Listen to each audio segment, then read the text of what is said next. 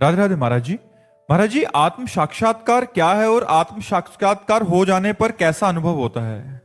आत्म साक्षात्कार अपने स्वरूप का अनुभव, किसी और का नहीं। जो मैं है उसी का अनुभव है।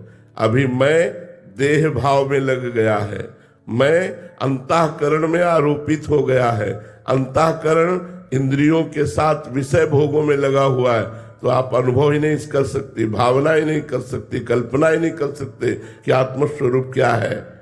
मेरा ही स्वरूप है, पर मैं कभी अनुभव नहीं कर सकता जब तक विषयों का त्याग नहीं होगा, देहाभिमान का त्याग नहीं होगा। स्थूल शरीर, सूक्ष्म शरीर, कारण शरीर, तीनों शरीरों से अपने को अलग नहीं देखेगा, तब तक आत्मस्वरूप का अनुभव नहीं हो सकता। और जहां आत्मस्वरूप का अनुभव हुआ वो जीवन मुक्त हो गया, परम शांत। ब्रह्मभूता प्रसन्नात्मा न सोचति न कांक्षति समाः सर्वेषु भूतेषु मद्भक्तिं लभते पराम। वो आत्मस्वरूप का बोध प्राप्त हुए ब्रह्मभूत महापुरुष अखंड प्रसन्नता को प्राप्त होता है। ना कोई शोक होती है, न कोई चिंता, न कोई चाह। कैसा अंतःकरण होता है आत्मबोध संपन्न महापुरुष का! न कोई चाह, न कोई चिंता, न कोई शोक, न कोई भय।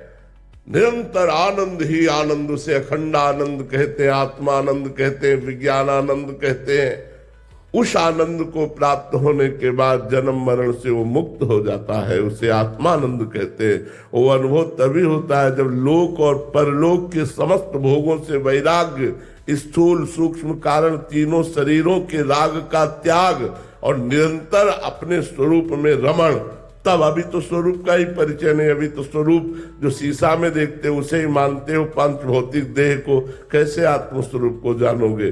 जब गुरु चरणों का आश्रय लेकर विवेक जागृत होता है, विवेक के द्वारा लोक परलोक के समस्त भोगों से वैराग्य होता है, इंद्रियों का दमन, मन का निग्रह और पूर्ण तितिक्षावान, पूर्ण श्रद्धावान चित्त का परमात्मा में निरंतर स्थित रखना और मैं इसी जन्म में मुक्त हो जाऊं, ऐसी मुमुक्ष